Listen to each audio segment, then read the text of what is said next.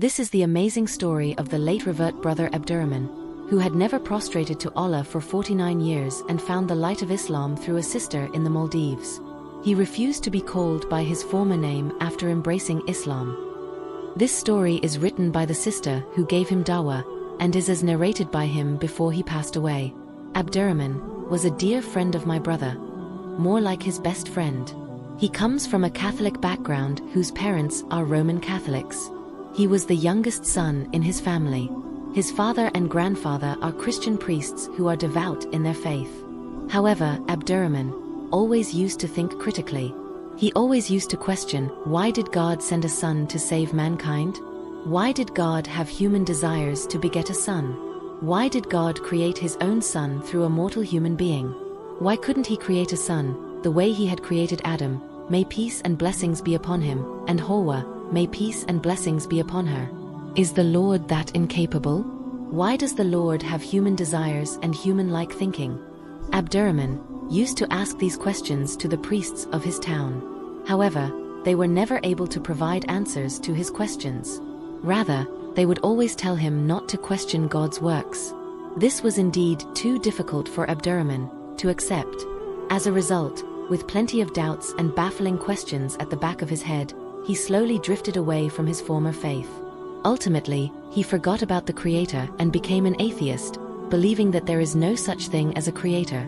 He started believing that the answers to how the universe and human beings came into existence can be found through science. The universe created itself and human beings evolved from monkeys.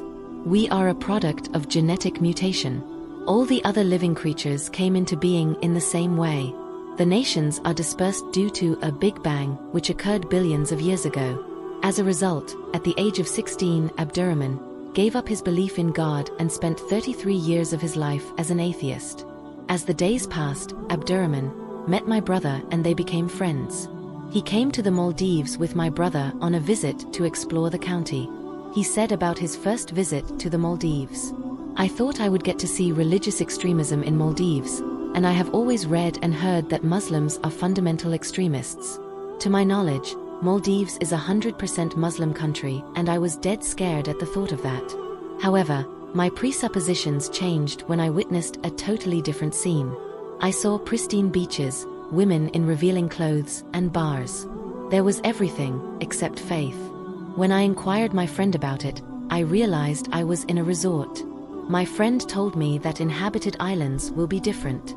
So I visited one of the islands, and sadly, did not observe much difference. There were girls, but they were not properly covered. There was a mosque, but the worshippers were minimal. It was not what I had expected. One day my brother brought Abdurrahman to my house to meet with the family members. However, he said that although he received lots of love, he could not observe absolute piety in this family too. Writing about his second visit to Maldives, Abdurrahman mentioned that what really shocked him that time was seeing his friend's sister myself. That is because I was completely covered with niqab. He wrote, "She isn't the first modern woman I've seen. I couldn't see anything of her except her eyes. And she refused to shake my hands. I have heard that in Islam women are oppressed and subjugated. Their husbands cover them completely with black dress and prevent them from going out and seeking education. Because of what I was exposed to in the media, I had a really bad impression of Islam in my mind. So I wasn't happy about it and argued with my friend about it. I was really angry that she was forced to cover herself. She should have the freedom to show her beauty if she wants. That's her body. She has her freedom. No one has the right to wrap her up with clothes like that," said Abdurrahman to his friend. "What right do you have to cover her up like that and keep her locked inside the house?" My brother, looking at Abdurrahman, replied, "I didn't force her to dress like that. That is her choice. Even I wasn't happy about that. In fact, I am also trying to convince her to change her dressing style. But she wouldn't change her mind." This incident was something that changed, to some extent, some of the misconceptions he had about Islam. He realized what he had learned from different media were in fact lies and misrepresentations of Islam. However, he still did not believe in a creator. After that incident, I talked to him a lot about Islam and tried very hard to bring him into the fold of Islam, but he did not pay much attention. After 2 years, Abdurrahman came to Maldives again on an invitation from my brother. During this visit, I invited him to visit the Islamic center where I work. Although he was not really interested in visiting the mosque, he accepted my request to respect me. He already knew how much I was trying to show him the truth about Islam, but he wouldn't care to notice what he wrote on the visitor's book at the Islamic center. I swear by the one God who has no partners, I felt a strange sensation when I first put my foot inside the mosque. I wanted to turn back and go out, but something kept me steadfast inside. He listened attentively to what I told him about the mosque, the date of its inauguration, and the people who had helped in the construction of the mosque. I told him that the Arabic calligraphy displayed at different parts of the mosque were verses of the Holy Quran, and that the Quran is our divine book. I also told him that this book was revealed to our Prophet Muhammad SAW 1,400 years ago, and that not even a single verse or letter of the book has ever been changed. Taken aback, Abdurrahman said, "What? That's impossible." "This is the truth," I replied. In sheer amazement, Abdurrahman remarked, "It can't be true. Even the Bible has been changed several times. In fact, there are many versions of the Bible. For a book to remain intact for 1,400 years is impossible." I replied, "This book is a revelation from God, and He protects this book from corruption. Not even a dot or diacritic of the book has ever been changed. Just to prove my point, I will read a chapter or a verse from the Quran. You ask any Muslim from any country to read those verses. No matter how many Muslims you ask to read, it will not be different," I added. I explained to him the scientific miracles mentioned in the Quran, details about how the universe came into existence, the Big Bang Theory, the fact that two seas never mix, the fingerprint, and how the Quran explains the light of the moon and the light of the sun. He kept listening to me, all ears. However, afterwards when he started arguing with me, I gave him an English translation of the Holy Quran to read. He then remarked, "In that case, Muhammad must have been a very clever man to write such a book." Muhammad, peace and blessings be upon him, was unlettered. He was an orphan. He used to be a shepherd before he got married, I responded back. According to Abdurrahman's testimony, he was uncertain about what to believe when he went out of the mosque that day. He did believe in science, and science had been revealed to an unlettered human being who lived in a desert of Mecca 1,400 years ago. How could this have happened? He left the mosque with books and leaflets about Islam and kept reading them whenever he had some spare time. The Unchangeable Miracles in Quran was the book he was given to read, along with an English translation of the Quran as per his request. He used to ask a lot of questions as he kept reading. He said that he would read about the miracles and then cross-check the verses from the Quran. And every time, the miracle and the verse of the Quran would match beyond a shadow of a doubt. He left Maldives with the books we gave him to read, and by then he definitely believed in a creator. However, since he wanted to do more research to convince himself, we gave him 2 more books on Islam. After going back to his country, Abdurrahman spent time reading the books we gave and gaining more information about Islam. He had told that he used to go clubbing and booze with his friends during the weekend, Saturday and Sunday. However, since his return to his country from Maldives, he did not drink alcohol because he wanted to read those books we gave. He knew he would not understand what he read if he was not sober. He spent his free time reading and learning about Islam. He also visited a mosque, met with the imam and worshippers, and asked more questions about Islam. Although the mosque was an hour's drive from his area, it did not stop him from finding out what he wanted to know. He started visiting the mosque regularly and gained more knowledge about Islam by reading more books. He started getting answers to the questions he had since childhood.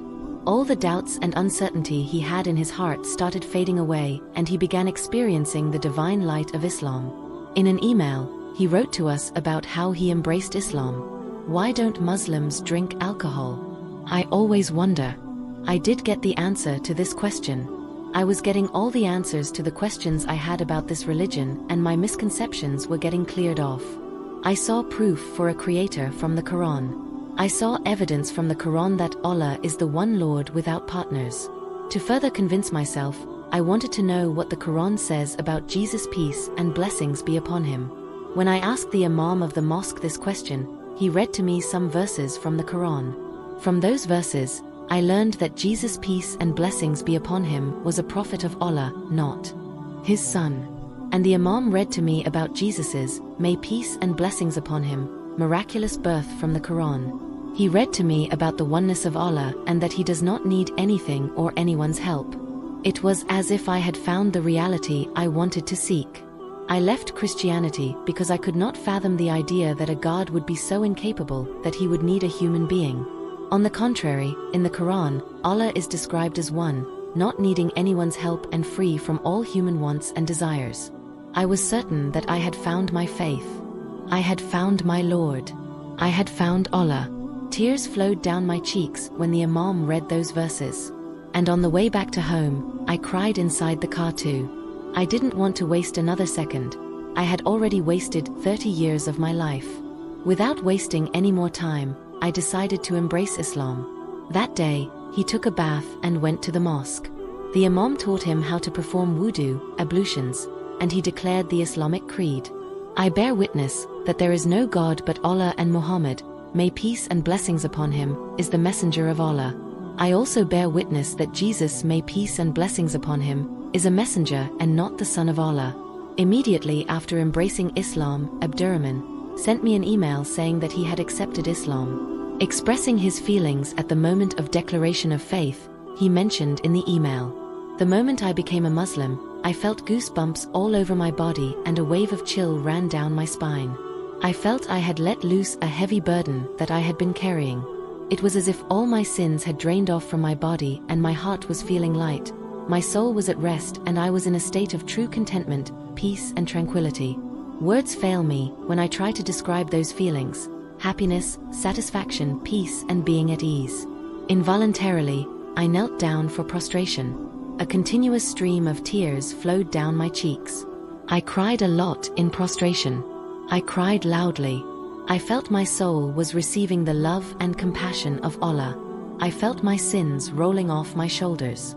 The sensations I felt made me weep a lot. When I stood up from prostration, everyone around me was looking at me, their eyes and beards drenched in tears. All of them hugged me and congratulated me on becoming a Muslim and told me they were my brothers. Abdurrahman accepted Islam on November 26, 2014. His email was something that brought tears of delight. All the people who work at the mosque were wishing that he would become Muslim. The following day, I gave this good news to them. Tears of joy rolled down their eyes and they performed prostration of thankfulness. We felt as if we got the news of a family member who had come back after being away for ages. It was even more ecstatic. This news proved to be a great source of encouragement for our work. We gave that good news to everyone and decided to celebrate. A lot of us started sending emails to Abdurrahman, and each and every one congratulated him. He was so elated to get emails from us that he regarded us as close relatives. The love and kinship he received from all of us proved to be a source of satisfaction for him. From one of the sisters who emailed him, he learned that the first thing he had to do after embracing Islam was establishing prayer. What he wanted most after that was to offer salah. Although he craved to obey and worship Allah, he did not know how to pray, neither did he know what to recite nor the physical actions. He tried to learn to pray by watching YouTube videos, but did not understand a word of the Arabic language. Confusion overwhelmed him. His thirst to offer salah made him email back to our sisters. In one such mail, he stated, "Dear sister, I need to ask you for a huge favor. I know it's obligatory for every Muslim to pray 5 times a day, but I don't know how to pray.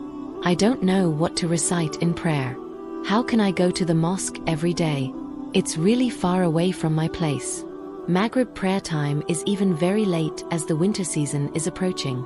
I can pray at home, but don't know how. My sister, please help me."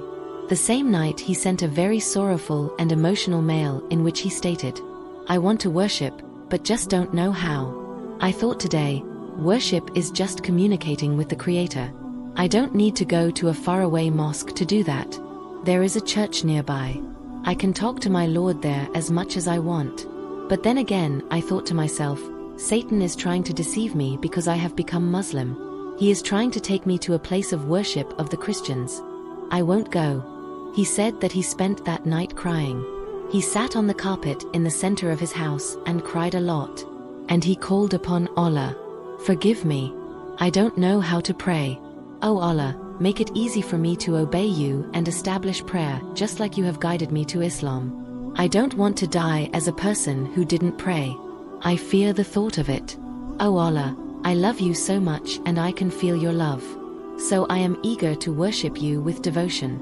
What can I do if I died without praying to you, even a single prayer? That night, he fell asleep in that state and saw an incredible dream. In an email sent to his closest sister in Maldives, he narrated his dream. Beloved sister, don't worry about my prayer. I prayed with the Prophet, may peace and blessings be upon him last night. I have never seen anyone more beautiful than him. In the whole Italy, there isn't anyone as beautiful as him. I felt as if my own self melted when he smiled.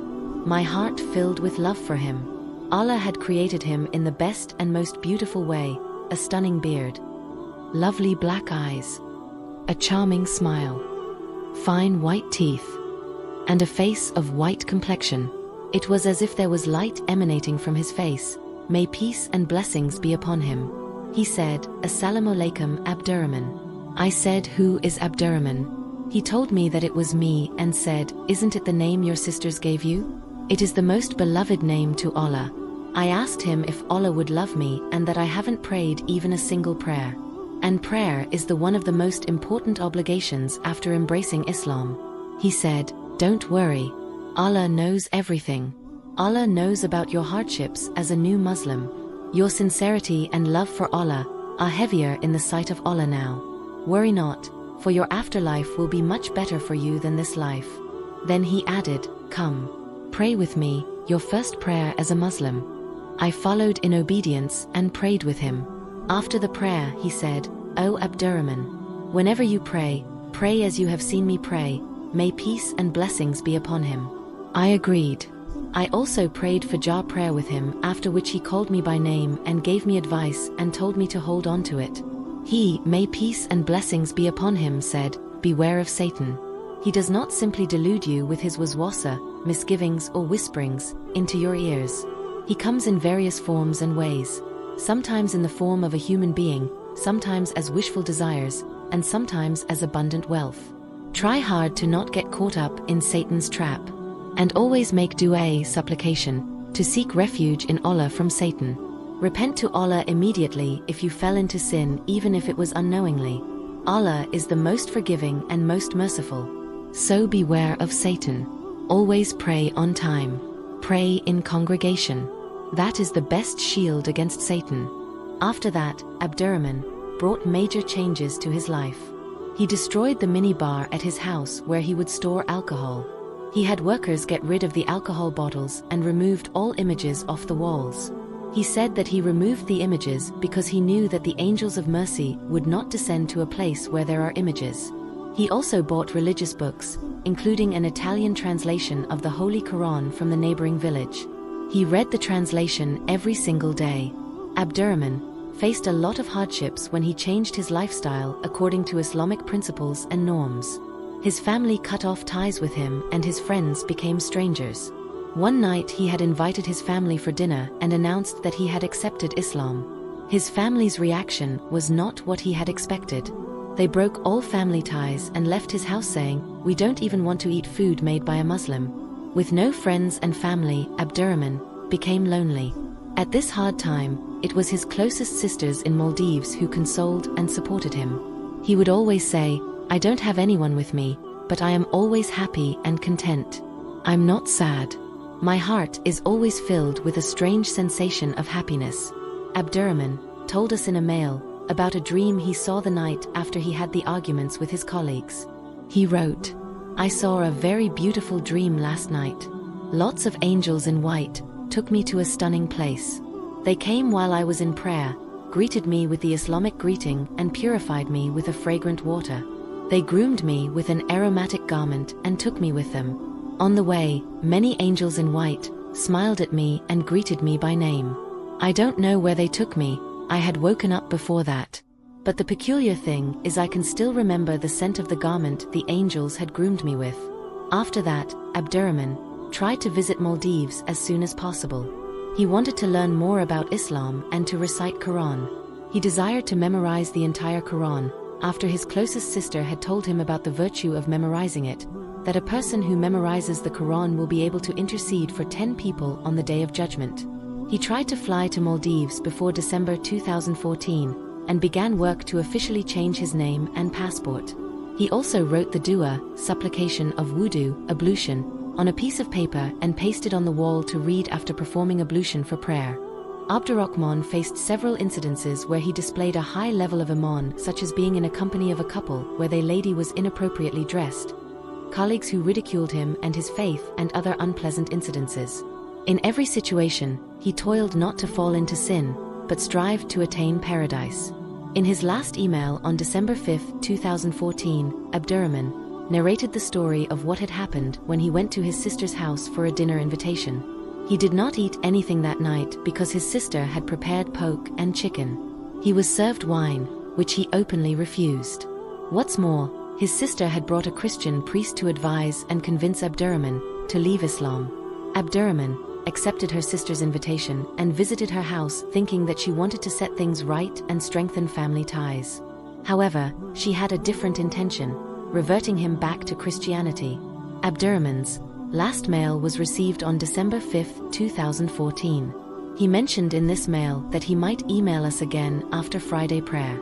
However, we neither received any mail from him after that, nor did he respond to any of our mails. How could we receive a reply? He had died that day while in sujood, prostration, of Friday prayer. He had bid farewell to this world. He met his death in sujood, just like he had seen in his dream.